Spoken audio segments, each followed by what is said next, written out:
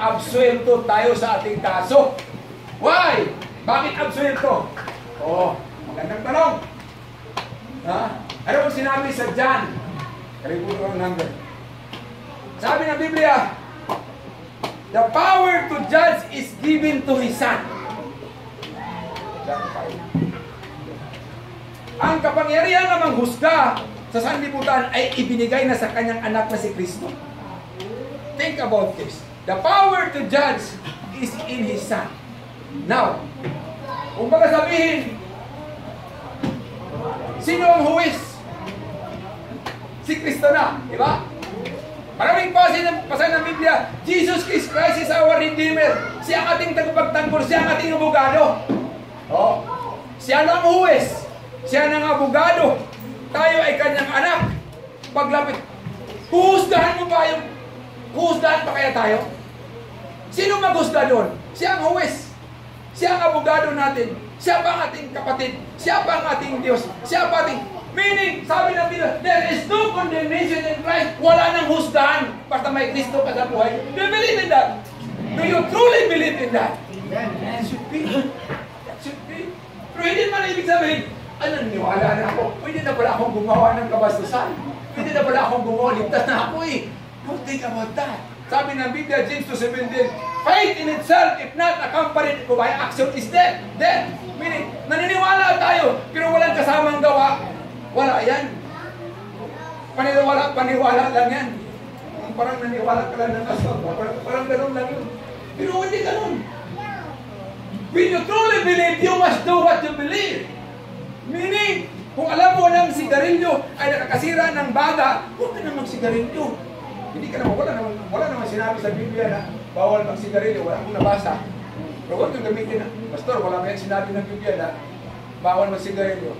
Pero pag palagi ka nagsigarilyo, dagdagan mo pa ng drug, masisira ka talaga. Sabi ng Biblia, our body is a temple of the Holy Spirit. Huwag abusuhin.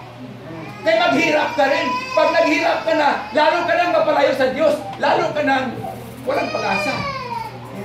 Pero ba kayong sasakyan? Halos lahat meron tayo sasakyan. Nakatry na ba kayo ng sasakyan ninyo? Nilagyan niyo ng tubig sa kanal? No.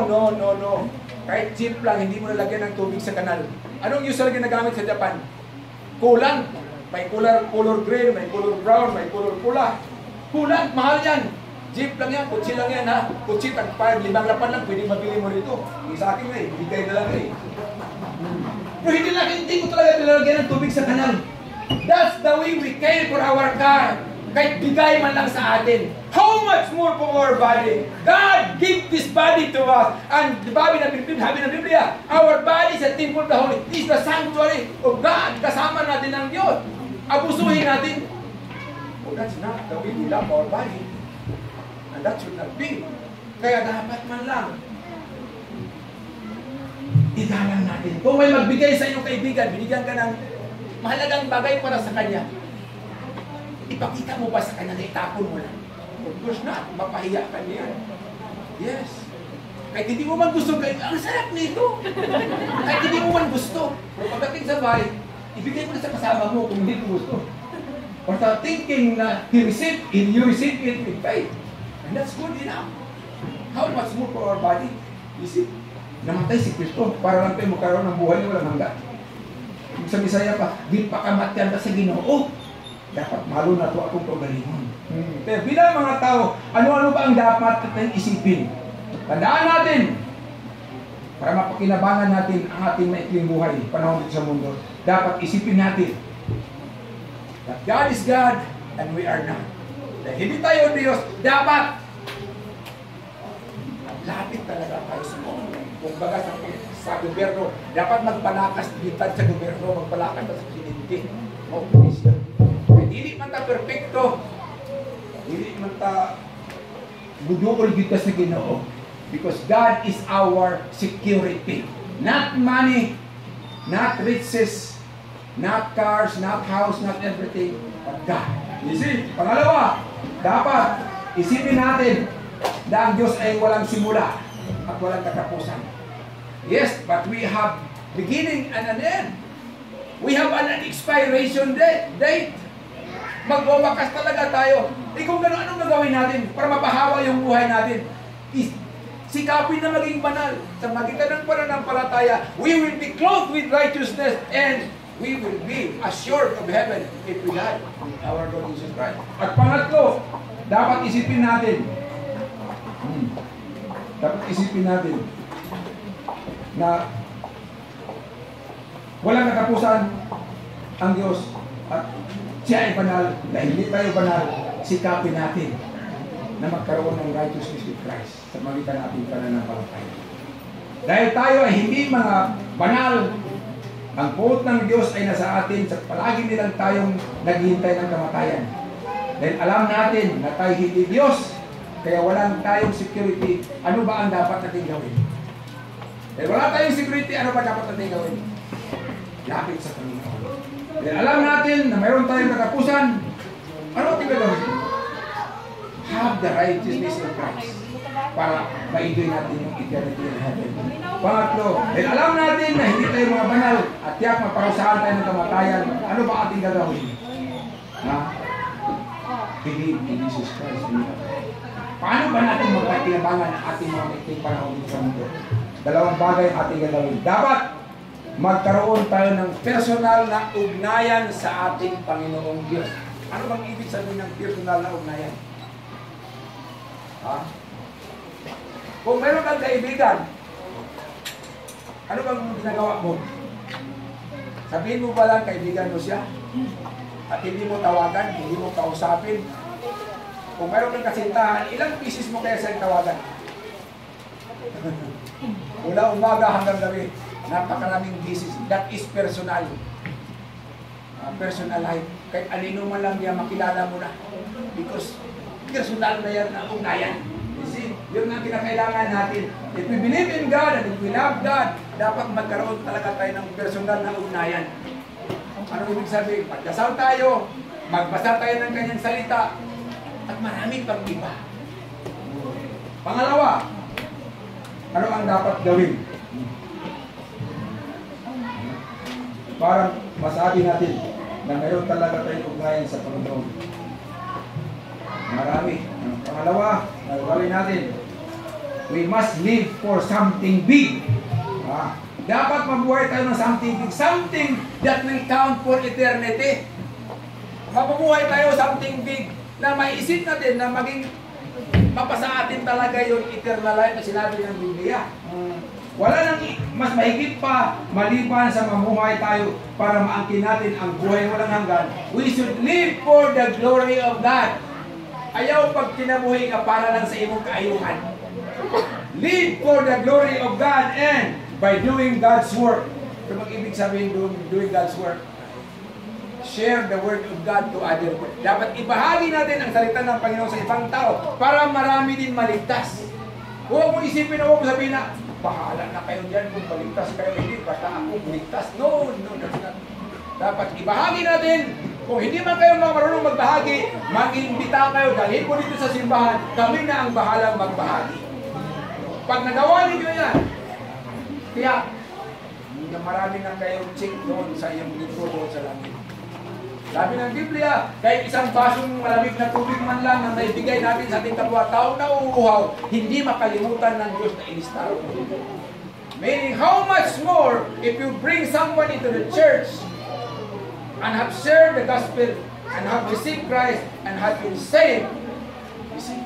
Pero pag hindi nyo gagawin yan, Ezekiel, may sinabi sa Ezekiel 2:17 o 3:17, sinabi, pagpabayaan mo lang yung tao, alam mo, anak mo, kapitbahay mo, kamag-anak mo, pinsan mo, tatay mo, mister mo, o misis mo, alam mo na mali yung ginagawa na hindi mo sinisita, pinabayaan mo lang, sisingilin sa iyo ang dugo niya. Meaning, we are accountable for our brothers. Hindi mo sabihin, kilala yan sa Aranong. Sisingilin tayo. Pero pag sinabihan natin, hindi siya naniwala, wala na tayong cargo sa kanya. Bahala na sa buhay niya. You see? Imagine, magbilanggo tayo na hindi natin ginawa. Mabuti pa tayo na lang gumawa ng masama. At mabilanggo tayo. Kaysa mabilanggo tayo na hindi natin ginawa dahil sa kapabayaan. Ibig sabihin, share the word of God. Think, you must live up to something big. something that will count for eternity. Yun ang ibig sabihin. Kinakailangan.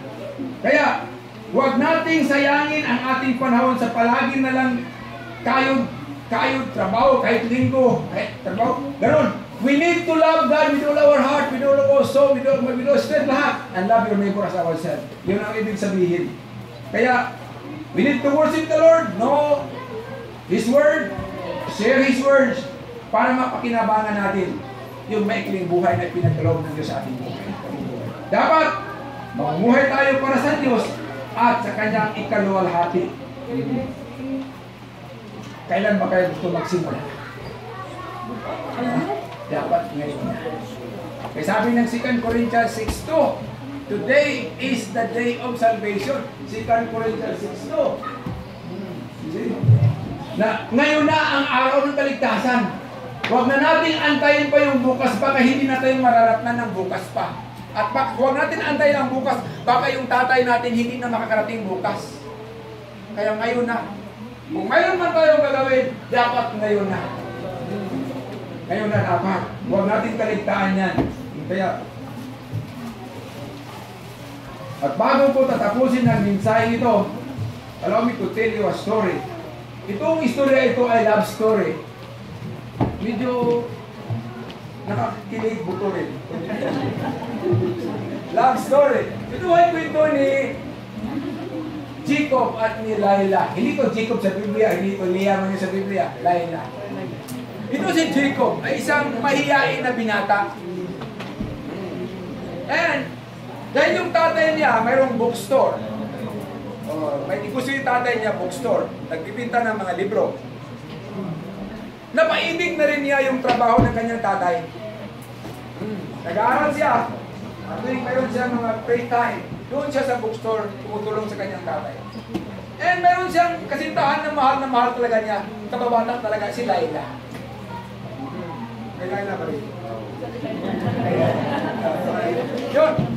And dumating yung panahon, nagkasakit yung tatay ni Jacob at namatay. Yung malungkot na malungkot, so si Jacob. So kaya nandiyan si Laila, parang tatabunan na yung lungkot niya. Dahil nandiyan si Laila. At dumating yung panahon na nagpasya siya magpakasal kay Laila. Kaya ito si Laila maganda, mabait, at mayroon siyang nakakaibang boses, napakaganda ng tinig. Kaya member din siya ng Quezon City. Kasi yun ang nangyayari. And dumating yung panahon, nagpasya si Jacob na magpakasal na tayo. Yes, nagpasal. Tumira doon sila sa second floor kasi merong apartment din ng kanyang tatay, sa itaas sa third floor, at sa baba yung bookstore. At tumating ng ilang taon, grabe na ang trabaho ni Jacob sa kanyang bookstore ng kanyang tatay.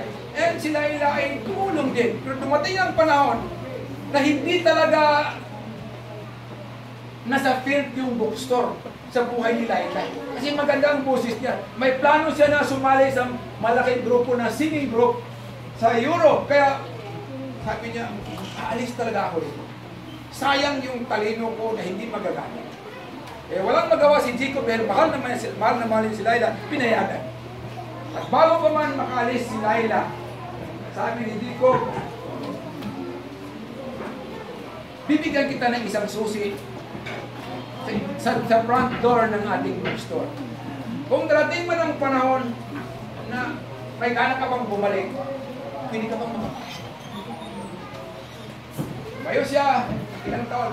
For 15 years, kaya si Jacob, subsub ang kanyang buhay sa bookstore, nagbabahalos lahat ng mga libro, binasa na niya lahat.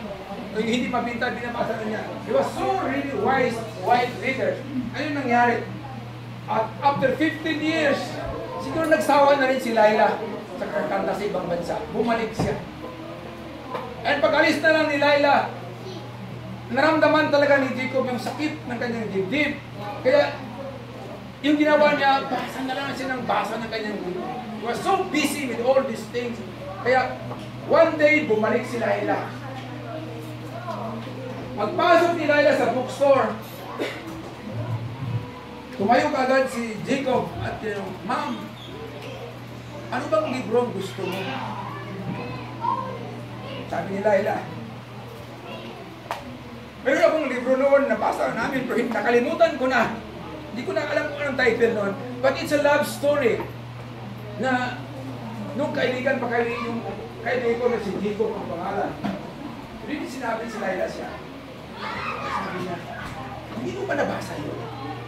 Sabi ni Jacob, natandaan ko na rin niya noon, nakalimutan ko na rin. Wala talagang kalam-alam si Jacob na yung kaharap niya si Laila na. Dahil busy na siya sa kanyang trabaho. Lahat ng kanyang puso nandun na sa kanyang trabaho. Na kahit si Laila na bumalik na. Yun ho ay nasa loob ng kanyang puso na sana pabalik si Laila. Na masakit sa kanyang karamdaman, kauluban na lumayo si Laila. Pero nang bumalik na, hindi na niya nakilala. Hindi na pati si Laila nang bigla na sumay, nahulog yung susi. Pinulot na lang ni Jacob at bumalik, nagbabasa naman. Yun sa buhay natin, napakabisit na natin sa trabaho. Napakabisit na natin sa lahat ating mga ginagawa, negosyo man, trabaho man, and everything. Na kahit kaharap man natin yung tatay natin, yung mga anak natin, yung misis natin, yung mister natin, minsan hindi na natin makilala. Ang ibig sabihin, wala nang personal na ugnayan. Makikita man natin, hindi naman natin mayakap, hindi man lang natin mapagsabihan ng mga magagandang salita. Dahil busy na tayo sa trabaho. Minsan, hindi natin makilala ang sino man at maging init na yung ulo natin. Pag nagkaroon tayo ng problema sa kaisa, madadala na natin sa tahanan. Madadala na natin. Wala na ho yung personal task na dati. Kaya dahil niyan, makapagsalita natin ng mga salita at hindi ka nais-nais sa ating mahal sa buhay. Nakatay na natin. Pwede na natin sabihan ng masasamang salita. And we are not conscious about that. Because our life has been so busy. We are so engrossed with the world. And wala na hong personal touch yung ating pakikisama sa simbahan man o sa kahit saan man. At kadalasan makalimutan na natin. Nakita na ni Jacob yung ilang taon na kanyang hinahanap na baka na babalik. Nasa kanyang harapan na si Laila. Pero bakit hindi pinagkakilala? Mahal na mahal tayo ng Panginoon. And He died for us. At sabi ng Biblia, Revelation 3:20, Behold, I knock, I stand at your door and knock. And He who opens the door of his heart and let me come in, I will sup with him, or I will fellowship with him. I will eat with him, meaning makipag-fellowship. God has been waiting for us for many, many years. Kilala ko ba natin sa Panginoon?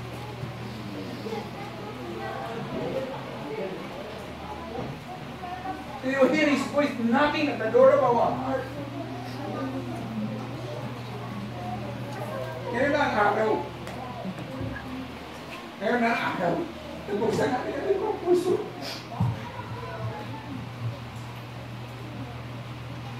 Para yung ating mga paghihirap sa buhay, kahit kunti man lang yung oras na naiwan natin na labi sa ating mga buhay. God can convert that life into eternity. We have God with us. Can you do that? Kaya pa rin yung gampanan ng bagay na yan. Remember, huwag natin kalimutan yung ating personal na ugnayan sa bawat isa. Sa bahay man, kaysa man, at sa likod sa bahay. We are one family in the family of God. Dapat magkasama din tayo ng walang hanggan. Maraming salamat, Panginoon, sa mga salita na ibinigay mo sa amin. Yes, Lord, we are too busy with this world. And chances are we forget our loved ones. Yes, we see each other daily. But we no longer be happy with their presence, Lord. We are so engrossed with the work of the world.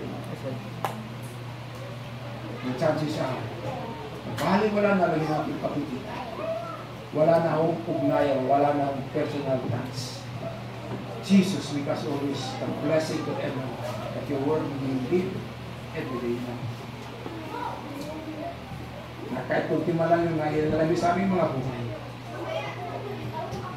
Life is short and death is short. But you are the true Lord. If you are with us, we're sure that we can be with you forever. Thank you, Jesus. Kasi ako nag-ibig